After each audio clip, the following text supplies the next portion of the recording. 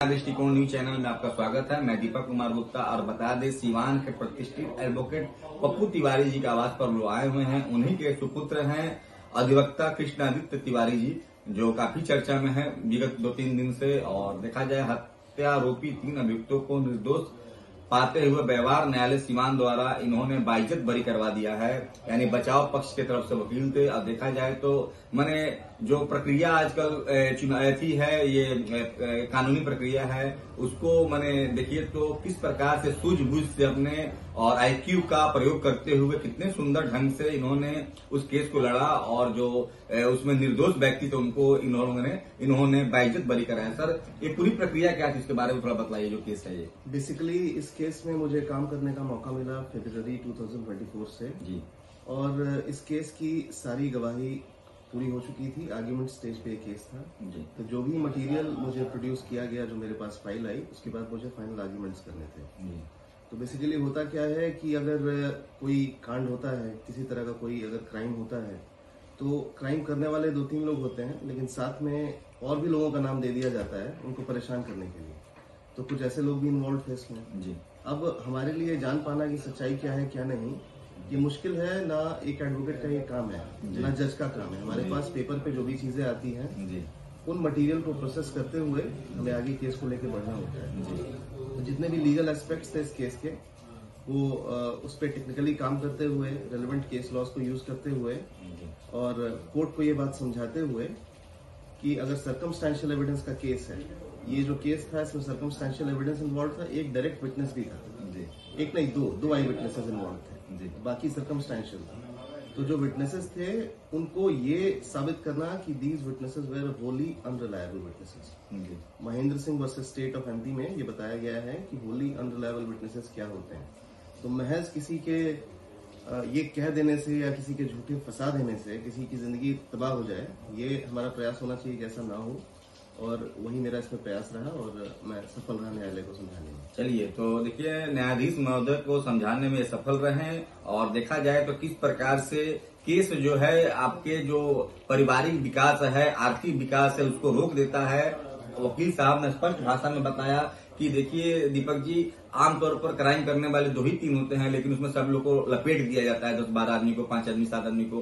तो उसमें जो निर्दोष है उनको बचाना इसमें पहला कर्तव्य होता है। जो मुख्य जो हम लोग के वकील हैं कृष्णादित्य तिवारी सर। और देखिए तो आज मैंने युवाओं का दौर चला हुआ है, उसी में से एक युवा और हैं। अभी कचहरी में देखिए तो प्रतिदिन देखा जाए तो युवा एडवोकेट की संख्या बढ़ते ही जा रहा है। खासकर इसमें कई नए नए युवा युवतियां भी आ रही हैं एडवोकेट में। पहले इतने महिला एडवोकेट नहीं हुआ करती थी। सर, मैंने आगे आप लोग का स्टेप क्या रहेगा? क्योंकि देखा जाए तो जो न्यायिक प्रक्रिया है खासकर हमारे देश की बहुत धीमी है। इसके पर जो हम लोग के पूर्व सीजीआई थे, चाहे अभी निवर्तमान सीजीआई है, वो काफी प्रयास कर रहे हैं कि उसको स्पीड में बढ़ाया जाए। तो अगला स्टेप आप लोग का क्या रहेगा? देखिए, सबसे पहले तो मैं ये बताना चाहूंगा कि मेरा प्रयास ये रहता है कि अगर मैं 10 काम करूं तो 10 कामों में से 4 काम ऐसा करूं, कम से कम, जो समाज के विकास के लिए हो या जो मेरे आर्थिक फायदे के लिए ना हो और समाज के कल्याण के लिए हो। कुछ ऐसे लोग हों जो जरूरतमंद हैं, उनकी आर्थिक सहायता के लिए हो।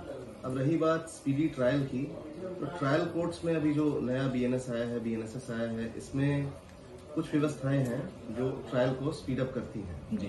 और साथ में मेरा ये मानना है, मैं सिविल कोर्ट सिवान के साथ साथ पटना हाई कोर्ट में भी प्रैक्टिस करता हूँ, तो मेरा ये मानना है कि एक होलिस्टिक सॉल्यूशन जब तक हम नहीं देंगे क्लाइंट को, तब तक बात नहीं बनेगी। अगर सिर्फ हम इसी सिविल कोर्ट सिवान के ही एम्बिट में रहते हुए अगर सोचेंगे और सोल्यूशन ऑफर करेंगे, तब तक टाइम लगेगा ही लगेगा। लेकिन अगर इसी को हम कपल कर दें कि हाई कोर्ट के एम्बिट में क्या पावर्स हैं, जो 482 सीआरपीसी है, जो 438 बीएनएसएस हो गया है, इसके तहत हाई कोर्ट के पास इनहेरेंट पावर्स हैं। तो बहुत सारे जो झूठे केसेस होते हैं उनको हम क्वॉश करा सकते हैं बहुत जल्दी ही। तो अगर हम होलिस्टिक अप्रोच, इसके तहत हाई कोर्ट के पास इनहेरेंट पावर्स हैं, तो बहुत सारे जो झूठे केसेस होते हैं उनको हम क्वॉश करा सकते हैं बहुत जल्दी ही। तो अगर हम होलिस्टिक अप्रोच को यूज करें, दैट इज सिविल कोर्ट को कपल करते हुए हाई कोर्ट के साथ अगर हम सोल्यूशंस ऑफर करें और काम करें, तो बहुत तेजी में सोल्यूशंस लाए जा सकते हैं। कुछ ऐसे बेकार के जो केसेस हैं उनको रूट से ही खत्म किया जा सकता है। तो मेरा प्रयास यही रहता है कि मैं दोनों कोर्ट्स को मिला के चलूँ। और अब तो मैं आपके चैनल के माध्यम से ये बताना चाहूंगा जनता को कि ऑनरेबल जस्टिस जो x justice CJI DY Chandrachud साहब हैं, उन्होंने इतना अच्छा कर दिया है हम लोगों के लिए कि हम यहाँ बैठे बैठे इसी चेंबर में बैठे बैठे मैं पटना हाई कोर्ट की बहस कर लिया करता हूँ। और आपको जान के खुशी होगी कि सुप्रीम कोर्ट की बहस भी वर्चुअली की जा सकती है, कहीं भी बैठे बैठे। जी।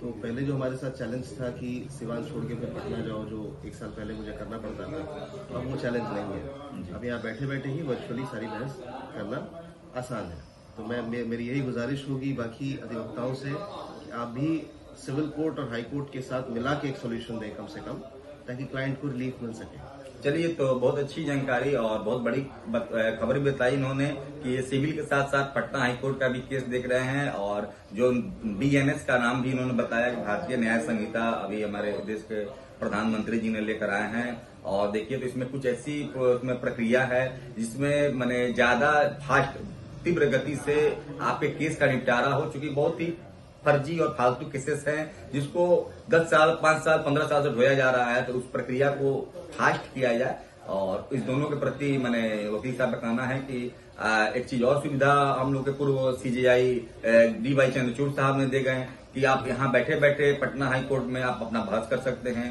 सुप्रीम कोर्ट से बहस कर सकते हैं। यानी बहुत बड़ी ये वकील साहब ने जनता के लिए सहूलियत प्रदान कर रहे हैं और जनता के काम आ रहे हैं। कहा जाता है आप कितना बड़ा पद पर चले जाइए, कितना पढ़ाई कर लीजिए, डिग्री कर लीजिए, और आपको व्यवहारिक ज्ञान नहीं है, सामाजिक परिक्षेत्र में अपना सामंजस्य नहीं है, तो फिर उस पढ़ाई का, आपके डिग्री का कोई वैल्यू नहीं है। कैमरामैन विकी के साथ मैं दीपक कुमार, नया दृष्टिकोण सिवान।